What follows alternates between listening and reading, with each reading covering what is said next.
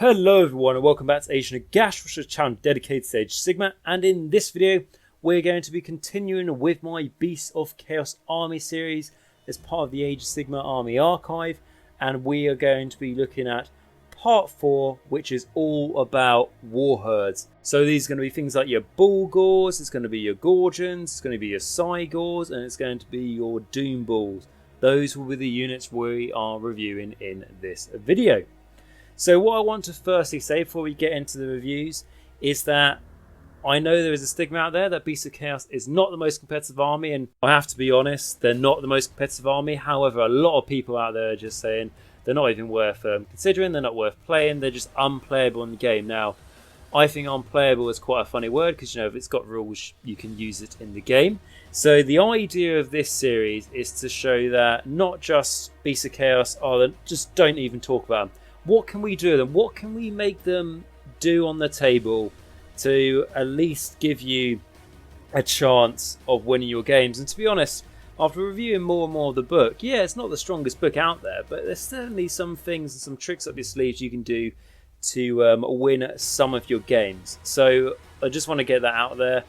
And with that aside, let us actually go into reviewing these units. Okay, so first one up is going to be Bulgars. So these are your standard Minotaurs, however, copyright reason, Bulgars. When I am reviewing each of these units, I have made a unit card for each unit. So this is essentially like kind of like a broken down war score, if you like, or just something to quickly reference if you're skipping through the video or if you're watching the video as we go through it. So you can sort of see some of my thoughts on the screen as well to read through.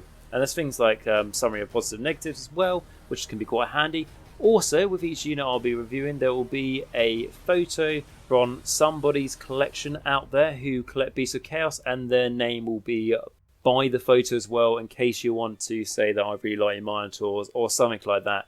The name's there. Okay, so with all the pre-ramble outside, let us go into the first review, which of course are going to be our Bulgars, as they are, I say, the most standard unit here. They are big, monstrous infantry, but compared to some of the monsters, they are a bit smaller. So what we're going to do, like we do when we review all units, is we're going to have a little bit look of the lore just so we can get a feel for these guys and how they fit in to Age of Sigmar. The monstrous titanic creatures known as Bulgars roam the wilds in nomadic herds, driven ever forward by the smell of warm flesh and pumping blood. An insatiable hunger gnaws at their soul, giving rise to savagery and recklessness far surpassing that of the smaller Gorgon, and leading them to seek out any and all foes upon whom they can feast. With an arrogance born of their massive stature, the Bulgars barrel into combat, smashing through barricades and shield walls to get within killing distance of the most imposing enemies. Bulgars hack at their prey in an explosion of rage, ceaselessly raining down axe blows with their grotesquely muscled arms. As they disembowel and lop limbs off their foes, the Bulgars snap their fanged jaws to catch chunks of steel quivering flesh out of the air. Such is the blood greed of these ferocious brutes that they will even attempt to glut themselves on the tattered wisps of butchered geists or on the evaporating essence of demonic creatures. It is no natural hunger that gives rise to such behaviour, and most of their victims are chomped to a pulp and left in gruesome heaps on the blood-soaked ground. Right then, now let's see what they're like in the game. So you can have a minimum sized unit of them of 3 for 140 points, and a max sized unit of them for 12. It's going to cost you 560 points. And they are another unit, or they can be battle lined in your army if you've got the Doom Bull, so essentially the hero Minotaur / Bulgar, as your general. So let's have a look at their war scroll. So they have a 7-inch movement. They have a 5+ save, they have a bravery 6, and they have 4 wounds. Looking at the description, a unit of Bulgars has any number of models. The unit is armed with Bulgar horns and one of the following weapon options: pair of Bulgar axes, Bulgar Axe and a Bull Shield, or Bulgar Great Axe. So loving the word Bulgar here. Okay, so looking at the melee weapons, and like we say, we've discussed what melee weapons you can have. So firstly, the Bulgar Axe or Axes is a 1-inch range, 3 attacks, force a hit, freeze the wind, -1 rend, and 2 damage. Not too bad. And then the Bulgar Axe is a 1-inch range, 2 attacks, force a hit, freeze the wind, -2 rend, 3 damage. Nice damage there. And then the Bulgar Horns, which they all get, regardless of your weapon option, is a 1-inch range, 2 attacks, force a hit, force a wind, no rend, and 1 damage. Nothing special, but you know, it's better than nothing. Okay, so out of those weapons, instantly I prefer the Bulgar Great Axe. Now, of course, if you go with Bulgar Twin Axes, you're going to get a bonus, which we'll get to in a moment. And if you go for the shield, you'll get a bonus. But we'll return to this question. But I like the Great Axe just because of the high rend and the free damage. Okay, and then going into the abilities. So we've got the Bloodkine. So the leader of this unit is a Bloodkine. Add 1 to the attack characteristics of a Bloodkine's Bulgar's Axes or Bulgar Great Axe, so depending on what you've equipped them with. And obviously, on paper, it'll be best to go with the Great Axe because you're making the most of that extra attack there. And then looking at the Warherd Drummer, so 1 in every 3 models in this unit can be a Warherd Drummer. Add 1 to the charge rolls for this unit that includes any Warherd Drummers, so essentially the musician. Now, the difference between this and your typical Warherd units, which we looked at last time, is they let you run and charge, which would have been amazing, obviously, for your Bulgars. But as they are a bit tougher and stuff, it's not going to be that. But +1 to charge rolls isn't bad, especially if you take these guys like in the Dark Walkers and you make them pop up 9 inches away from the enemy, and then that means that they only need to make an 8-inch charge instead of a 9-inch. And then if you get one of your heroes nearby to pop up with them, they can let them re-roll the charge roll if you want to, just to try and get that charge off. You know, so it may seem small, but it does help more than you would first think. Okay, and then we have the Warherd Banner Bearer. So 1 in every 3 models in this unit can be a Warherd Banner Bearer. Add 1 to the bravery characteristics of a unit that includes any Warherd Banner Bearers for each enemy unit within 12 inches of that unit. Okay, so it's a little bit of a funny one because a lot of these banners, they tend to just give +1 bravery, something like that. But this is going to be great when these guys are in the thick of fighting, and to be honest, that's when they're likely to take casualties, so it will help them. You know, if you can clock quite a few enemies within 12 inches, because it's not wholly within 12, you can just tag enemy units, so, you know, you could really... They're really in the thick of it. I can see these guys going up to bravery 9, bravery 10, which is great, because their bravery currently isn't very good. Where this isn't going to help you, though, is obviously these guys get shot off the board. You know, there's probably not going to be an enemy unit in range in that case. However, it's good when they're in the thick of fighting. Okay, and then looking at the proper abilities, first one is Blood Greed. So each unmodified wound roll of a 6 for attacks made by this unit inflict 1 mortal wound on the target in addition to any normal damage. So I like this as it basically reflects what they're like in the lore as well. So like, you know, munching at the enemy as well, trying to eat them as they're hacking apart with their axes, you know, just like multitasking all day long. So, you know, great effort for them. And then this is where we're going to look at the difference if you choose to go with certain weapon options. So we have dual axes. So you can re-roll heat rolls of 1 for attacks made by units armed with a pair of Bulgar axes. So we're going to see what these guys have if they go for the dual axes over the grey axes, is that they can re-roll those hit rolls of 1, which is good because you are hitting on 4s. And then if you go with the bull shields instead, you get to add 1 to save rolls for attacks made with melee weapons that target a unit with bull shields. So kind of what we're used to with the shields and the Beast of Chaos as a whole, what we've reviewed so far.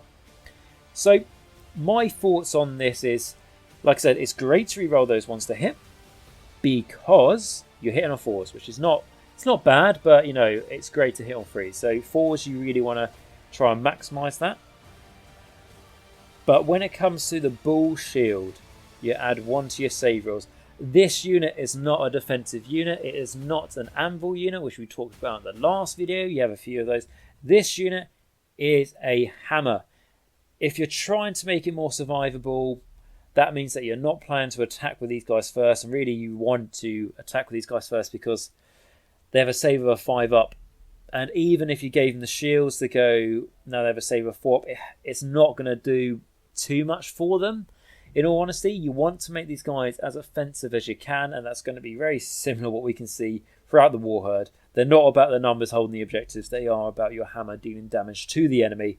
So I personally would go with the Great Axe, and the reason why is because it's also one of the best rending units in the whole Beast of Chaos with that -2 rend, and damage 3 is very uncommon in this army, shall we say. There's a few exceptions, but for a unit of multiple models, it's very uncommon. So that is why I would go with that.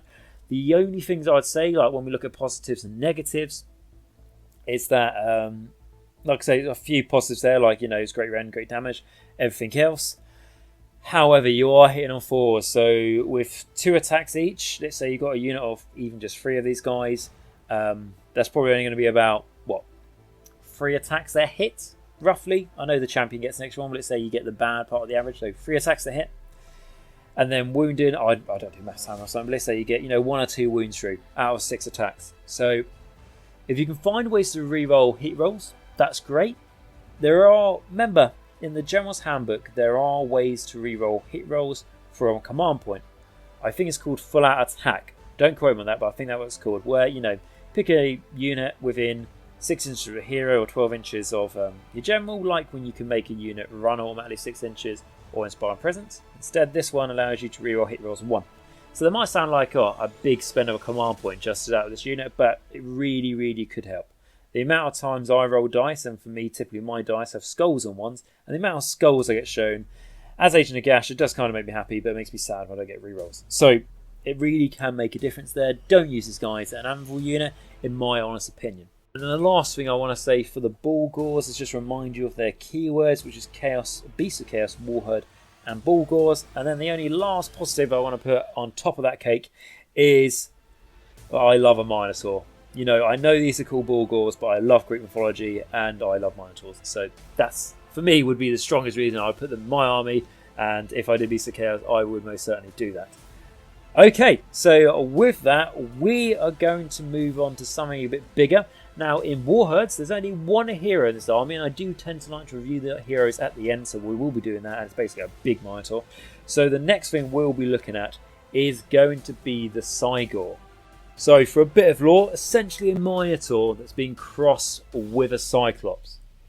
But just for you, I'll give you a little bit more lore than that. Okay, so Scigors are a monstrous male-form breed of Bulgars, whose curse makes them hunger not for flesh, but for magic. The ancestors of Scigors ate great brave shamans as well as witch doctors and head mages from primitive human and elf tribes. In digesting this enscrolled meat, the Scigors were warped to gargantuan proportions. Their eyes converged into a single glowing organ in the middle of their forehead. A cyclopean orb that is blind to physical matter, but that can see the magic-soaked souls of wizards blazing like flames in the darkness.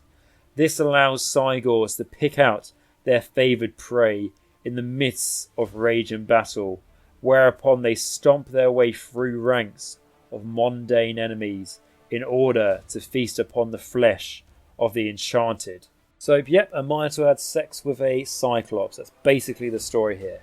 Okay, so let's have a look at seeing what this guy is like in our game. So he is a behemoth, and he is obviously a single model, and he's going to cost you 140 points.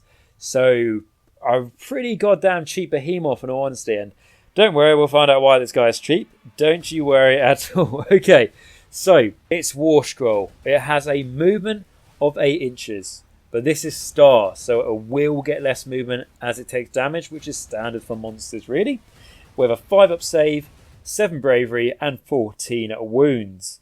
So the best thing there is that it's got a high wounds characteristic. And then a description is a nice short one. It says a Scigor is a single model armed with a massive horns and desecrated a boulder. Okay, so it has 2 types of weapons. One of them is a missile weapon and the other one is a melee weapon. So the missile weapon, it has range star, so starts with 18 inches. It's 1 attack, hits on a 4, wounds on a 2, -2 rend, D6 damage. That's a really nice attack, apart from 2 things. Only has 1 attack, and it hits on a 4. If you can get through the hitting, you're wounded on 2s, -2 rend. The only thing that could be iffy is a D6 damage, but you know, you're plain sailing pretty much. And then the melee weapon is a 2-inch range, starts with 8 attacks, but will go down with its attacks with the amount of damage this guy takes again, referred to the damage table. It's a 4 to hit, 3 to wound, -1 rend and 1 damage. I would have loved this to have just been 2 damage, because 1 damage, in my honesty, is just really, really poor. Even if they made the attacks just 6, but they did 2 damage. Because you're hitting on 4s, you know, for Christ's sake. Right, okay. And then looking at the abilities, so we've got 2, we've got Soul Eater, which says this model can attempt to unbind 2 spells in the enemy hero phase, in the same manner as a wizard. In addition, each time it unbinds a spell, the caster suffers 1 mortal wound, and you can heal 1 wound allocated to this model. So that's good, because if you haven't got much unbinding potential in this army, but you will probably be taking quite a few Bray Shamans or Zangor Shamans, depending on your fancy, but let's say you're not and you're going very heavy on Warherd, that's your thing, that's your theme. You haven't really got any casters, so being able to unbind enemy spells is crucial, so that's good, and you're going to do a mortal wound to them, and you're going to heal a wound to yourself. But what I would say of this guy was 5-up save. If he starts taking a lot of hitting against him, he's probably going to die before you'll be healing, but healing is always good. Okay, and then we have Ghost Sight, which is his last ability, so you can reroll hit rolls for attacks made by this model that target a wizard. That is good. And then going on to keywords, it has Chaos, Bulgar, Beast of Chaos, Warhead, and Monster and Scigor. Right, so unpacking all of this. This guy is, quite frankly, only good at enemy wizards, at taking down enemy wizards. That's his only purpose. So he's anti-magic. He's only really good at enemy wizards that essentially are just cheap. If he goes against a magic caster with, let's say, 16 wounds, you know, one of the big guys, his D6 damage is not going to cut it. He needs to go after enemy wizards that ideally have a 5-up save, because then that means that with a -2 rend, with the boulder, they've got no save. And that's it as well, because you do not want this guy in combat. If this guy gets in combat, he will die unless he attacks first. And under extreme circumstances, this guy will not be attacking first unless, like I say, it's an extreme circumstance, because his melee attacks are poor. He's only there for his boulder attack, which hits on a fucking 4, you know. So we really should hit on 3s, because if you miss your boulder attack with this guy, and he doesn't get any bonuses to his unbinding, it's just standard. So, and his boulder attack is 18-inch range, and it goes down. This guy will just not really do anything. I mean, you can summon him on if you want to, but you're better off, you know, saving your points and just getting like a Chimera or something if you want a monster. I know it sounds a bit sad, really, how I'm talking about this guy, but I'm just being honest, really. So, the way I could see you using him is, firstly, he's a cheap behemoth, okay? He's only costing you 140 points, yeah? He's the same points as a Mega Boss on foot, I believe, and a Vampire Lord, so he's pretty cheap. What you do is you take him in Dark Walkers, and I've mentioned Dark Walkers before when I talked about the Bulgars, didn't I, for the sort of like plus they get to charge. I do feel like Warherds do quite well in Dark Walkers. That would be my go-to to try anyway. And what you do is you deep strike this guy in behind enemy lines, especially if you are going first and the enemy's gone, right, you can go first, you can do your movement, all that, and then I plan against what you're going to do, essentially. You deep strike this guy in behind the enemy lines on their backboard, obviously 9 inches away from the enemy, not really too much of a problem as long as you're within 30 inches of their spellcasters to try and stop their magic. And this guy can unbind 2 spells there, so you could stop 2 enemy spells which the enemy might need to get off turn 1 to be able to, I don't know, buff the saves on their guys so they can go straight out you, or, you know, buff their movement, something like that, or to help them set up the defensive build, you know, one of those things. But this guy anyway, so it's your turn 1, you've gone first, you deep strike him in, and unbinding the enemy, it's not going to come into it until the enemy's next turn. But however, what this guy does is he tries like hell to throw his boulder at an enemy wizard to try and splat them dead. Because if we're saying those basic, let's say the enemies, for example, got those 2 wizards with 5 up saves and 5 wounds a pop. If this guy manages even just to do a bit of damage against one, I mean, if he kills one, brilliant. But let's say he manages to do a bit of damage against one. Let's say he manages to do 3 damage with his bolter. Then, what's going to happen next is you go to your charge phase. Now, do not charge your Scigor in unless the enemy has something like a unit of Mozagar that you can tag on the end just to try and stop them retreating out of combat and getting closer to the rest of your army and just essentially try and be a pain. What you want to do is ideally just keep this guy out of combat. Don't charge him in, because like we say, if he goes into combat, he's going to die. So what we do is keep him out of combat, and then when it gets to your enemy's next turn, as it's the second part of the battle round, your enemy's first turn, your enemy now is going to cast some spells with those wizards. So you've got a good chance of unbinding them, because like we said, they're basic wizards. They really haven't kind of probably got any ways to buff their casting. So this guy will probably unbind one of their spells. If he does so, he's done mortal wounds to that one wizard. He's done one. Or if he's managed to stop both their spells, he's done mortal wounds to both of them, which means that they both are on, at least 4 wounds now.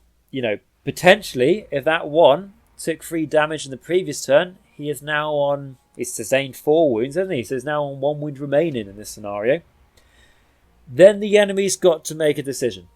The enemy can leave your Scigor there, because he knows he's only a 140 point monster, and he knows he's pretty crap for all the reasons I mentioned before. But if the enemy does leave your Scigor there, your Scigor is pretty capable of slowly killing those enemy wizards. So your enemy may have to send something to kill the Scigor, and if they do, the thing they're going to have to send to kill it, if they want it killed in one turn, in their first turn, is going to be something that is more points valued than your Scigor. Essentially something that the enemy doesn't really want to send towards your Scigor to kill it. They want to get it forward up the field to affect the rest of your army. So what you have done there with your Scigor is you have taken a unit that, for all intents and purposes, like I mentioned at the start of the review of this unit, the Scigor, I essentially said it was crap. So you have taken this unit, that's crap, and you have made the enemy have to scratch their head a little bit of going, how do I deal with this Scigor that's been a pain in my arse that I really don't want to deal with because it's not frankly worth my time, but if I leave it, it's going to kill my enemy wizards. And the beauty is here, if you're thinking, like we said, well, this sounds like a good scenario I've presented, and you've already said that you got your damage through to the enemy wizards, but you're hitting on a 4. Remember, this guy is re-rolling failed hit rolls for attacks made against enemy wizards. So chances are he's going to get his hit through. If he gets his hit through, you're going to be unlucky if you fail to wound. And if you're going against those sort of basic wizards, like we say, -2 rend, it's going to be quite weird if the enemy can save against it, because a lot of those enemy wizards have got 5 up save. So this scenario I have presented is almost like, the perfect storm. It really plays well into the Scigor's, hands or claws or whatever he has if he's not already holding the boulder. But that is my example to you guys, or where you can put this guy to use, rather than what I hear a lot of people are just saying it's crap. Because it's a cool model, so I think it'd be cool to take. If you didn't take it in Dark Walkers, so you couldn't do everything I've just explained, then I'm finding a hard place to put this guy in, really, because if the enemy wanted to target him with a bit of shooting, his range on his shooting goes down, so then he has to get close to the enemy, which then means that he might get charged and he might die. And if he doesn't die, he can only shoot what he's got at combat, which is probably not going to be a wizard, unless this guy got charged by, Archaon, Nagash, Alariel, Teclis. And if he did get charged for those things, then the Scigor's dead, and we wouldn't be having this conversation. So that is, all intents and purposes, my use of the Scigor. Because if you don't do that, he's got a poor save, he's poor in combat, and he's only got 1 shot that he has to use against wizards, so you really need that reroll not to miss. And he is really not worth taking. In my honest opinion, only worth taking in Dark Walkers. Deep Strike behind your enemy. Use him to piss off your enemy by targeting those weak hero wizards. Of course, if your enemy doesn't have, some weak hero wizards, then, you can still use this guy to be a pain in the arse. Keep him in the backboard, the enemy's still going to have to deal with him. Or he's probably going to, if not clear, he'll give competition at taking out whatever the enemy is using on their battlefield to defend their objectives. It will just be a problem to the enemy. And like I mentioned with things like the Tusk or Chariot, a little bit with the Centaurs, they are units in this army you've got to be tactical with to get the most out of them and to be essentially a pain in the enemy's arse. Otherwise, these units aren't worth taking. That is my honest opinion. Okay, so I feel like I've covered the Scigor and talked about him long enough now. So the next one we are going to talk about is going to be the Gorgeon. Which may be Gorgons, I don't know. I think it's Gorgons, however, I don't know if Games Workshop has copyrighted it, so it's with like pronounced with a J instead of a G. Anyway, let's have a look at its lore, shall we? So, 3 things precede a Gorgon's approach. The thick stench of curl blood mixed with the rank saliva it produces. The rumbling of boulder-sized hooves pounding the earth, and a deep deafening roar as the colossal beast picks up the scent of its prey. The Gorgon stomps towards its next meal on huge tree trunk legs. Its gaping maw reveals rows of jagged teeth, shreds of rotting meat, and pieces of bone hanging from them. The last remnants of previous feasts are those you can see amongst its jaw. Upon reaching its prey, the Gorgon uses one set of arms, those ending in vicious bony hooks, to maim and mangle, while the great gaping hands of its other limbs grab up victims, shoveling them, screaming fortunates, into its slobbering maw. Some believe the Gorgons are descended from a warherd of Bulgar, in whom the blood greed curse was impossibly strong. Their agonizing hunger drove them to cannibalism, with the biggest and strongest Bulgar eating whole herds of their kin. The consumption of so much chaos-tainted muscle cursed them to grow even larger, and with their size their hunger also increased. Some grew gnashing jaws on their chests, or slavering maws on the broad palms of their hands, all the better to help them feed. When steered into battle by a fearless alpha beast, a Gorgon is an incarnation of slaughter, ravaging, attempting to sate to its hunger by devouring scores of enemies. But when there are no more foes to consume, such a great creature will just as happily eat its fellow beasts. And now let's have a look at what it does on the table. And I think I've gone with Gorgon. I think that's going to how I'm pronouncing it. Apologies if it's wrong, but I honestly don't care. Okay, so it's a single model, and it's going to cost you 160 points. So bear in mind that this is built with the same kit as the Scigor, as you can see in the picture now, what we've got from Oliver Non. He has sort of like kit bash all the parts from it to make it pretty cool. So it's going to cost you 20 points more than the Scigor, so it's a good comparison here. Looking at his stat wheel on his war scroll, he has a movement of 8 inches, like the Scigor, but it is going to go down with more damage he takes. He has a 5 up save, 7 bravery and 14 wounds, all the same as the Scigor there. Description: a Gorgon is a single model armed with butchering blades and a huge slavering maw. So, looking at his melee weapons, firstly the butchering blade. So it's got a 2-inch range. Now, it starts with 5 attacks, however it will go down, referring to the damage table, depending on how much damage he's taken. Hits on a 3, wounds on a 3, -1 range, 3 damage. Very nice there. Would be great if it was -2 rend, but for a cheap monster, not bad. And then the huge slavering maw. So it's a 1-inch range, 1 attack, force to hit, and then it goes to 2 to wounds. However, this is star again, so refers to the damage table. But the nice thing about there is it will only go to the highest you need to wound for it is a 4 when he's on his last leg. So that's not too bad. It's got -1 rend and d6 damage. And then looking at the abilities, we have Ravager's Blood Greed, so like we've looked in the lore. And what it does on the tabletop is each unmodified wound roll of a 6 for attacks made by this model inflict D3 mortal wounds on the target in addition to any normal damage. So like what we've seen for the Bulgars here. However, instead of doing 1 mortal wound, this guy's got a bigger jaw, hasn't he? So D3, yeah, that's cool, and it's an addition, so that's nice. And you make quite a few attacks to these guys to start with. His last ability is the Swallow Whole ability. So, each time this model attacks, you can pick an enemy model within 1 inch of this model after all of its attacks have been resolved. Roll a dice. If the roll is equal or greater to that enemy wounds characteristic, it is slain. Okay, so we've seen similar things here. We've got stuff like Star Drakes, Giants, and other beasties I can't think of the top of my head that can like auto slay things. You know, Neferata has a thing on a 6 as well with a blade. So, what do I think of this guy after I give you a quick rundown of its keywords? So, Chaos, Bulgar, Beast of Chaos, Warherd, Monster, and Gorgon. Very straightforward here, like we've seen to the rest. My overall thoughts of this guy is I love his damage output. I think it's great. I like it that the Butchering Blades hit on a 3, which is surprising because I thought they could make it hit on a 4, which would kind of suck. But no, hit on 3s is good. The damage 3 as well is lovely. Like we've seen with the Bulgars, it's one of the most highest damage you can get in this army. Like I said, there's few examples of it. The ones who chuck the most attacks out of 3 damage is the Gorgon and the Bulgars, in all honesty. So that's nice. Its attacks can go quite far down when it takes a lot of damage, but it's got 14 wounds. Its Huge Slavering Maw ability is alright, but it hits on a 4.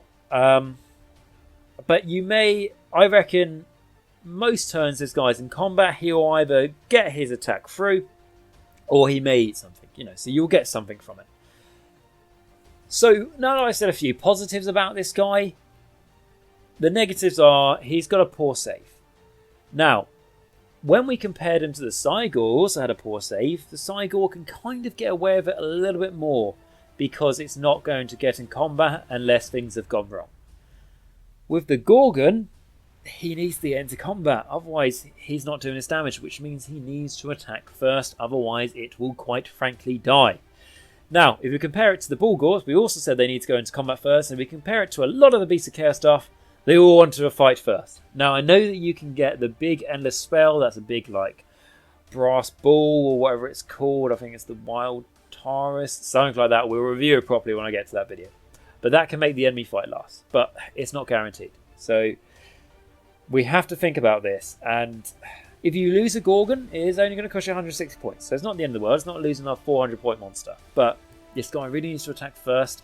And something I wanted to say for the Scigor and this guy as well is that they are both for monsters heavily damaged by their damage table. So essentially the more wounds these guys take, the more damage they take, their stats get atrociously bad on either of them, if I'm completely honest, which is annoying, which is why these guys got to fight first, because if this guy survives, the Gorgon survives, but it's taken, let's say, 9 damage, then that means it only makes 3 attacks with its Butchering Blades, and its Huge Slavering Maw is now wounded on 3s, and its movement is now 5.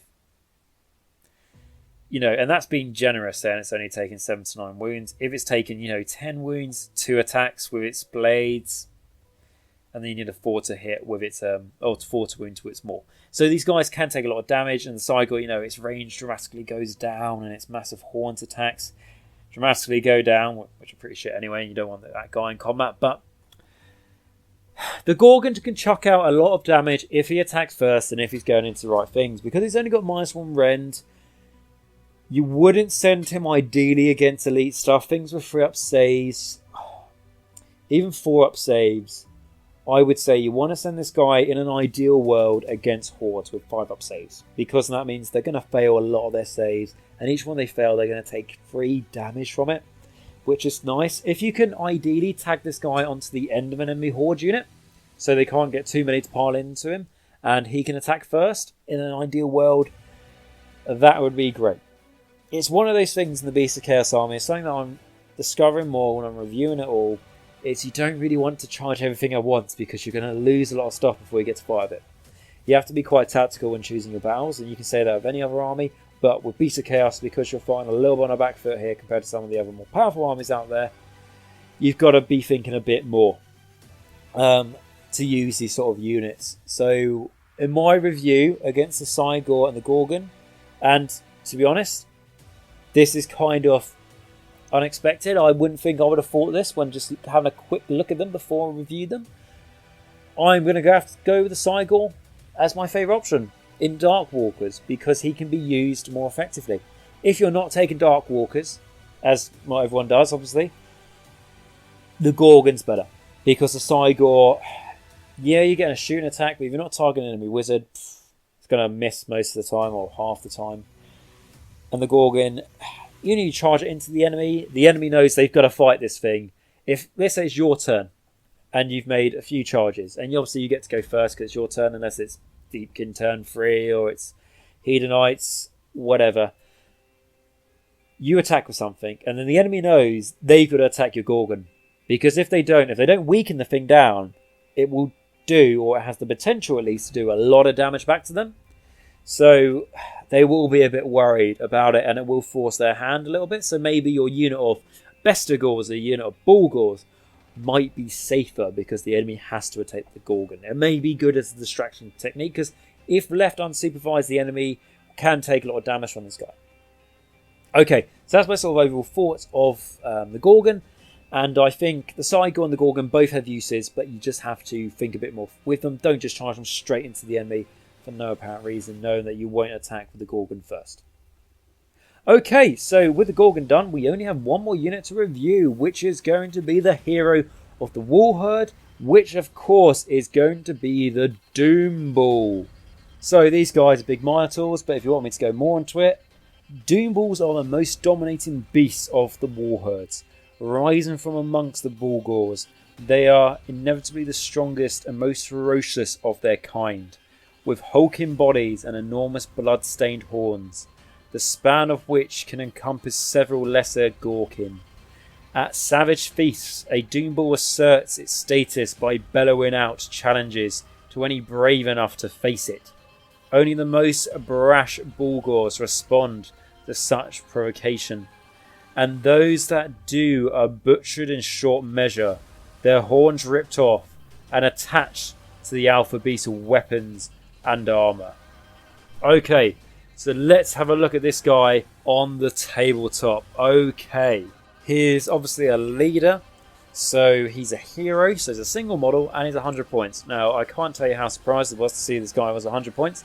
Yes, he's not, obviously, anything game changer or anything, but 100 points for this guy. He's a load of fun.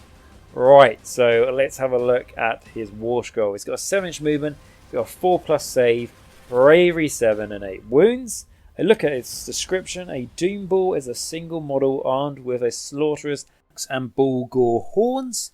Okay, so, you don't pick a weapon option for this guy, he just gets them. So, with the melee weapons, so the Bulgar horn, so 1-inch range, 2 attacks, force to hit, force to wound, no rend, and 1 damage. So, similar to standard Bulgars.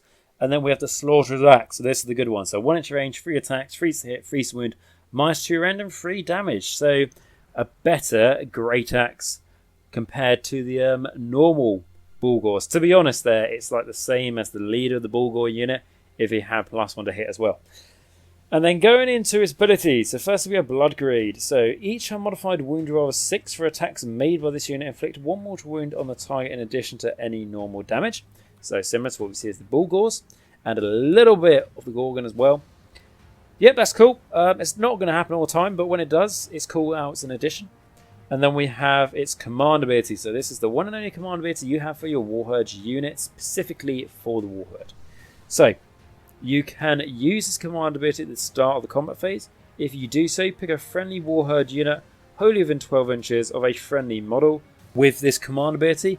Add 1 to the wound rolls for attacks made by that unit until the end of that phase. Okay, so first thing I want to say is, may think, oh, Blood Greed, this is great. No, because it's unmodified wound rolls of 6, so you can't use it for that. However, it's good, obviously, getting the +1 to wound, but the thing that annoys me with this guy is, that could be +1 to hit. That'd be great for a Bulgars and practically everything else in Warherd. But it's not +1 to hit, it's +1 to wound. So that means if you get your hits free, really, with your Bulgar unit, wounding is a dream, You don't really have to worry about it unless you get shitloads of ones, which is going to be pretty goddamn crap, in all honesty. But it's a good ability. You're then going to make your, Bulgars wound on 2s, which I say great.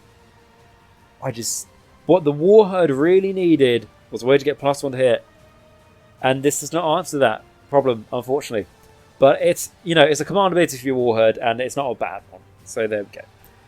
So my thoughts with this guy is, you want to use them against elite units. He can be made into like an anti-hero type if you give him certain command traits and artifact, which we've looked at in previous videos.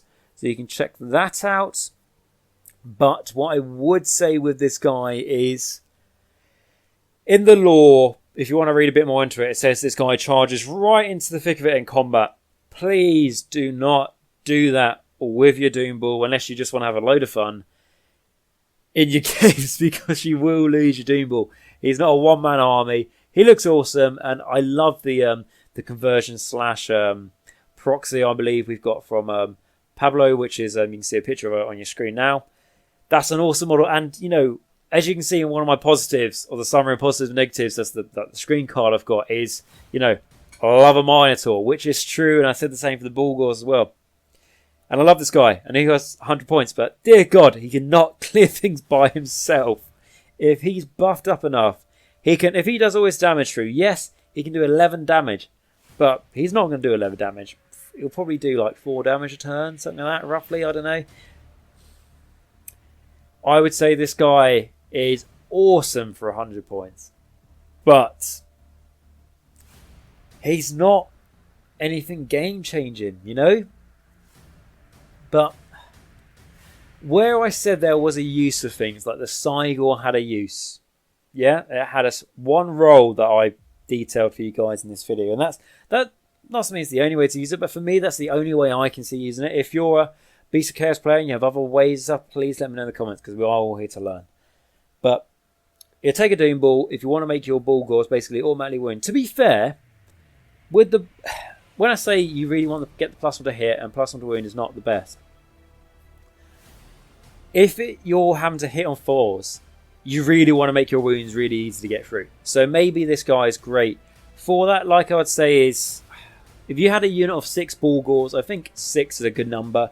They can easily be wholly within 12 inches of this guy if they move all rightly and everything up.